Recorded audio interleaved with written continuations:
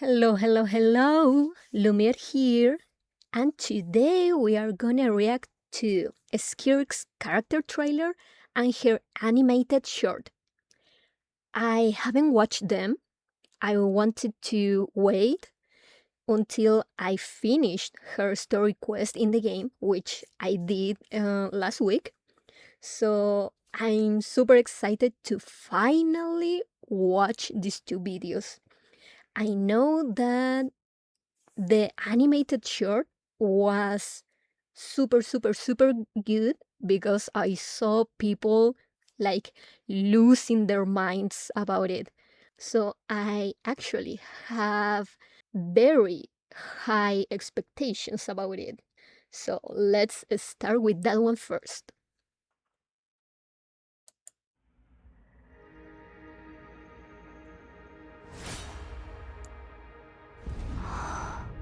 The moon. テリマットでは世界の外から来た世界の運命を変える者を Yes, we 降 know that. 臨者と呼ぶ。だがお前にその資格はない。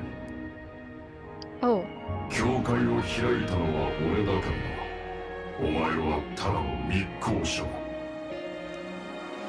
If you learn your name makes you oh, the drift music. far away.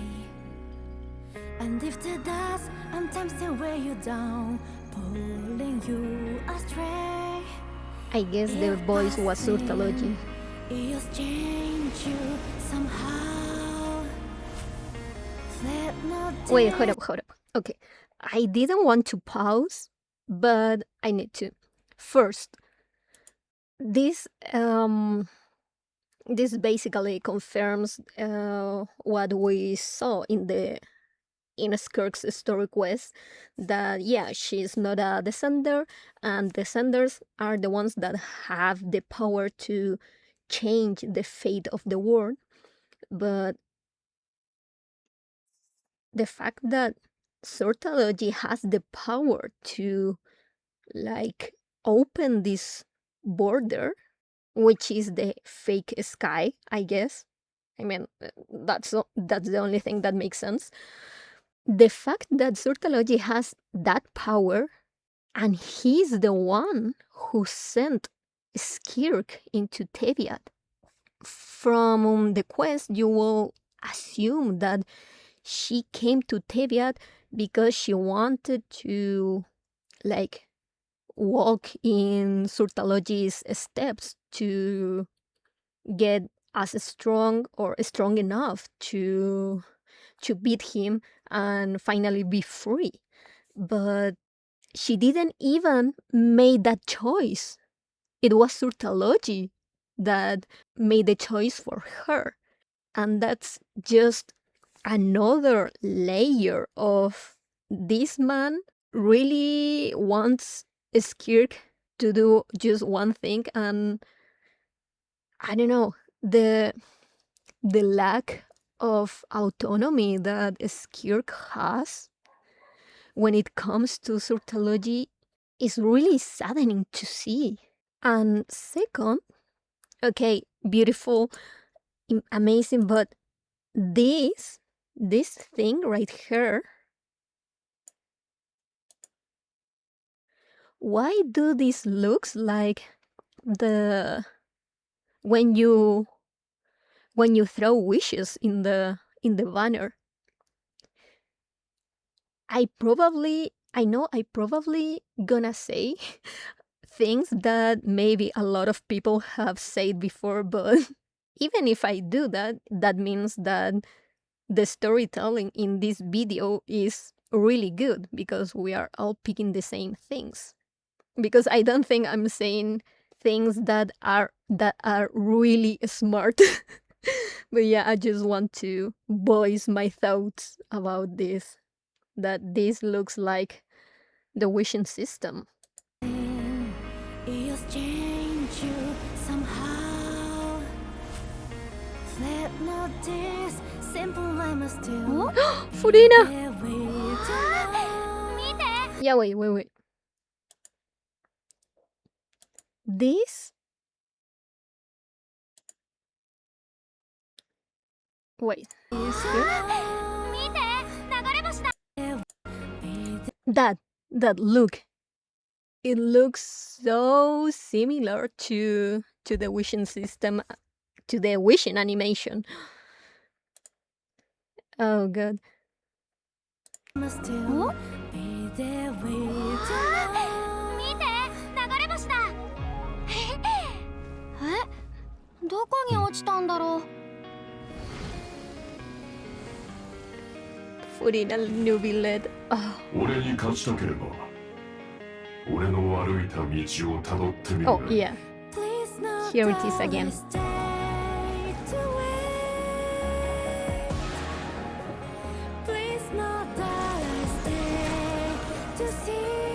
Daがそこにお前は属さないお前の家もない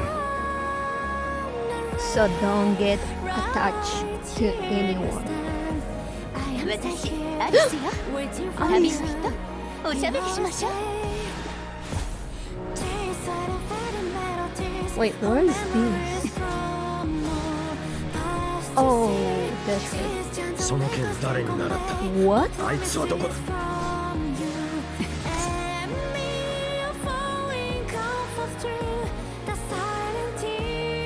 師匠今日こそ両手を使って Wait.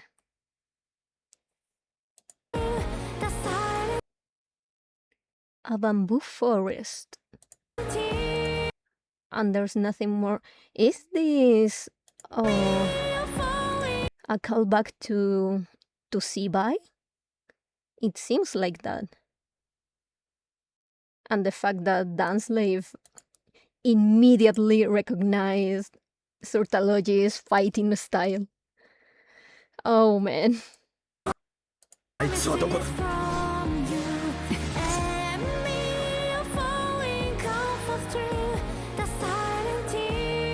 師匠今日こそ両手を使ってよ Don't tell me. Oh, that was little Tartaglia's voice.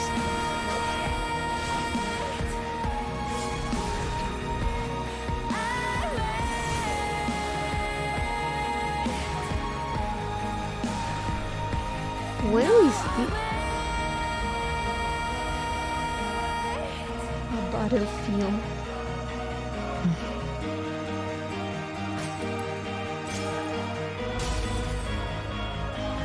Wait for you.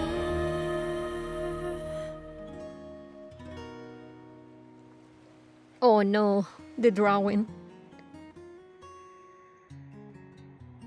Oh.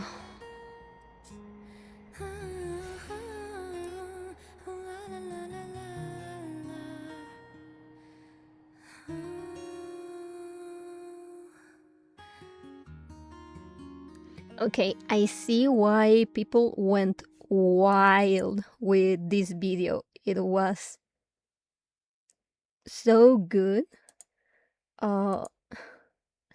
It's sad it was so short. But where is this place? From this thing in the sky, it reminds me once again to the desert, but this battlefield doesn't seem familiar to me. At least I cannot point it out right now.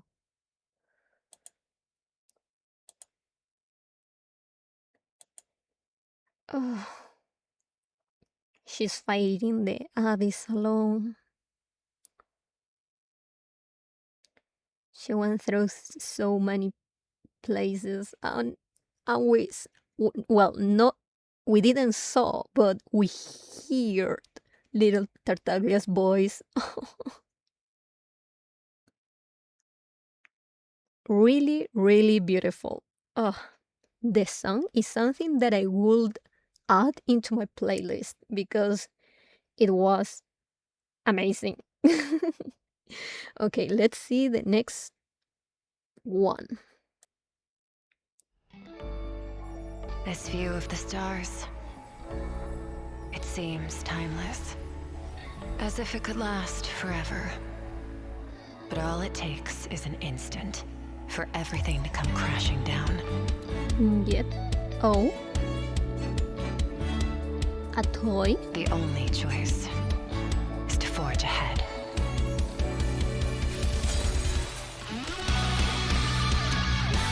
Oh, the music! Little Skirk! Okay, this is Enkanomiya, right?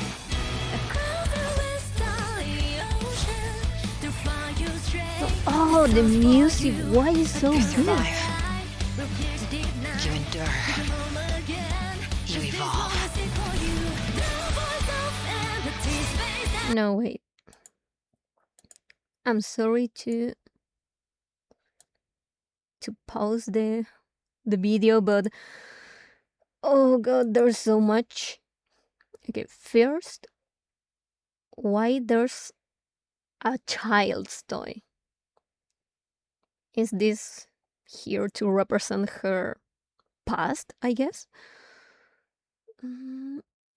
I love how not only her, but Tartaglia also, they all share this water slash siren whale theme between them.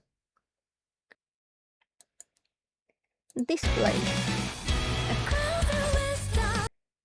At first, I thought it could be in Kanomiya. However, now this kind of platforms reminds me to the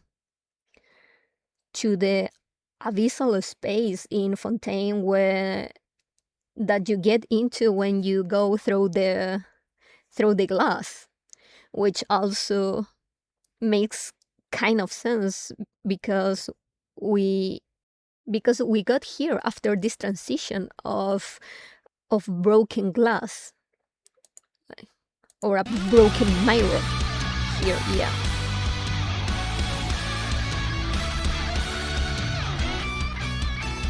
And then we get into this place.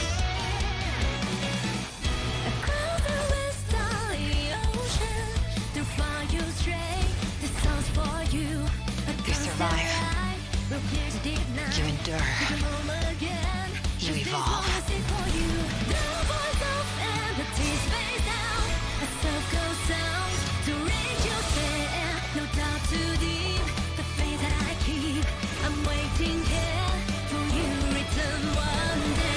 The child's toy again.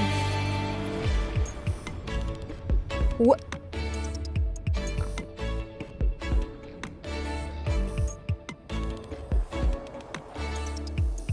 Who is that skeleton belongs to?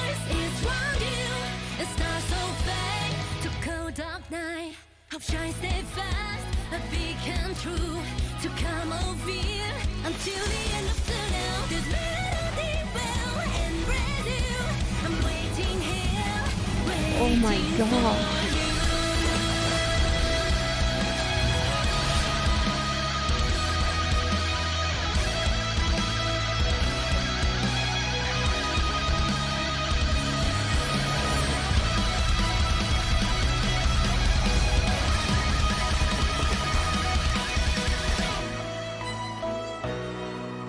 In the cold expanse of space, civilizations crumble and fade into eternal night.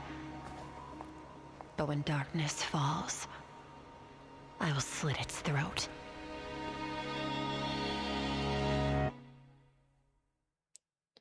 Okay, wow. Wow. That was a lot. Okay, I want to go back to this shot.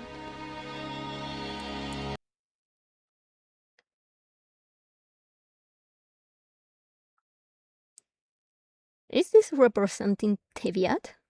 Like, kind of the opening scream, but maybe I'm reaching out a lot here. And the fact that we see child Skirk here. Oh god, so many thoughts. First, who is the skeleton belonging to? here. The first thing I thought about was the Electro Dragon, but that wouldn't make sense because why would Skirk be associated or related to the Electro Dragon since she is not from Teviat? At the same time, I know this bit of information came a long time after, but know that we know that the abyss is composed or made up by the unrealized fates of everything. I'm wondering if that's why Skirk's powers and everything we have seen related to the abyss has this glass, crystal, or mirror symbolism, because I'm thinking about the symbolism that mirrors have. Like, they are known, or some people think of them as a tool that can connect other spaces. They see them as a kind of a portal to other dimensions, to other worlds, that not only take you to another place, but they are also points that serves as a connection between point A and point B. So I'm wondering if that's why Skirk's attacks, and we see in her trailers, we see a lot of imagery of broken glasses, of mirrors, and things like that. Because yeah, Skirk uses abyssal power, and if we make this relation, this connection to mirrors and other types of reflective surfaces, to the many possibilities, because that's the point. The reason why people think about mirrors and glazes and all of these kind of materials as capable to connect to other places is because they are reflective. And when you have a reflective material, you can argue that they are showing you not the reality, because a reflection is not one-on-one reconstruction of the reality they are reflecting. So in this way of thinking, a reflection implies that it's the quote-unquote the same reality, but with some differences. So that means it can be seen as a, whatever you want to call it, a parallel universe, a parallel reality, another life reflecting yourself, another fork in the destiny. But you get the idea. It's the same concept. So that's a thought that appeared when I was watching this. Maybe this is why, because the abyss itself is all the unrealized or unchosen fates of the universe. Yeah, if you use the power of the abyss, you're basically playing with all of these options, with all of these multiple possibilities and realities that exist, kind of, quote unquote, exist in another space, in another, I don't know where the abyss lives, but yeah. So basically, using the power of the abyss means that you are using, and by extension, you are interacting with all of these possibilities, with all of these realities that didn't came to be. And that's why they are symbolized by mirrors, by glass, by all kinds of reflective materials. And yeah, that's my 2 cents into this. Oh god, I have so much to think about, but I think this realization about, well, not realization, but these thoughts or comments I just said about the abyss and the mirrors and reflective surfaces is what really got my attention.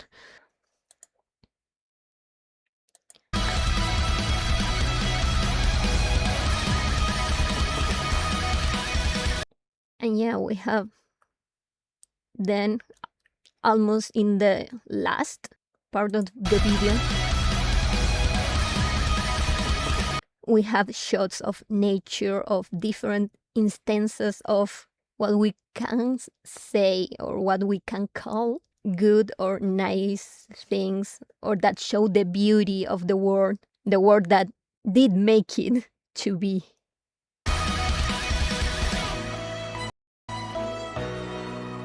In the cold expanse of space, civilizations crumble and fade into eternal night. But when darkness falls, I will slit its throat. And these last words can also be,